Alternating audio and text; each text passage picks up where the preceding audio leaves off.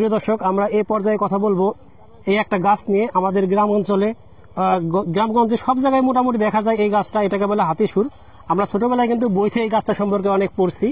এটা কিন্তু একটা গাছ, বন্য গাছ, কিন্তু এর কিন্তু ভেষজ গুণ প্রচুর, আসলে বলে শেষ করা যাবে না। প্রথম যে গুণটা আছে, এই গাছটা যদি, এই পাতার রস যদি আমরা খাই, শিকড়ের রস খাই, সেক্ষেত্রে কিন্তু আমাদের শরীরের যে রোগ প্রতিরোধ ক্ষমতা সেটা কিন্তু বৃদ্ধি পায়।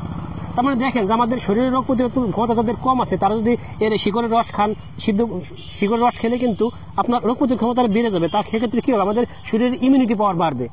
আবার এই পাতার রস খেলে, এই গাছ থেকে কিন্তু আমরা আমাদের যে হাঁপানি, অনেকে শ্বাসকষ্টের সমস্যা আছে, সেটাতে কিন্তু মুক্তি পেতে পারি।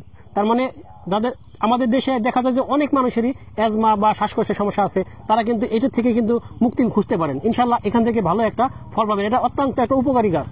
আবার দেখা যায় যে অনেকের পেটের সমস্যা আছে, হজমের সমস্যা হয় বা কোষ্ঠকাঠিন্যের সমস্যা হয়, তারা কিন্তু এই হাতিসুরের থেকে কিন্তু এই কোষ্ঠকাঠিন্যের সমস্যা দূর করতে পারেন। এই গাছটা যদি আপনারা নিয়মিত ব্যবহার করেন, পাতার রস বা শিকড়ের রস খান, আপনাদের কিন্তু এই কোষ্ঠকাঠিন্যের সমস্যা ইনশাল্লাহ দূর হয়ে যাবে।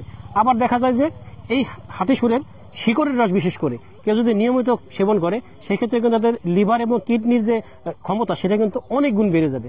সেক্ষেত্রে এই গাছটা একটা টনিক হিসেবে কাজ করে প্রত্যেকটা রোগের ক্ষেত্রে। হ্যাঁ, আবার অনেকেই বলে যে এই হাতিসুরের থেকে কিন্তু অনেকের যে যৌন শক্তির ক্ষমতা বা যৌন ক্ষমতা, এটা খেলে কিন্তু বৃদ্ধি পায়। তবে হ্যাঁ, প্রত্যেকটা ওষুধ আপনারা সেবন করার আগে অবশ্যই একজন ভেষজ চিকিৎসকের পরামর্শ নিয়ে গ্রহণ করবেন, কারণ প্রত্যেকটা গাছের, প্রত্যেকটা ওষুধেরই একটা মাত্রা থাকে এবং নিয়ম থাকে। যেহেতু আমরা কোনো চিকিৎসক না, শুধু আপনাদেরকে গাছের উপকারিতা সম্পর্কে জানাই, তাই আপনাদেরকে আমরা অবশ্যই রিকোয়েস্ট করব, চিকিৎসকের পরামর্শ ছাড়া কোনো মতে কোনো ভেষজ চিকিৎসা গ্রহণ করবেন না।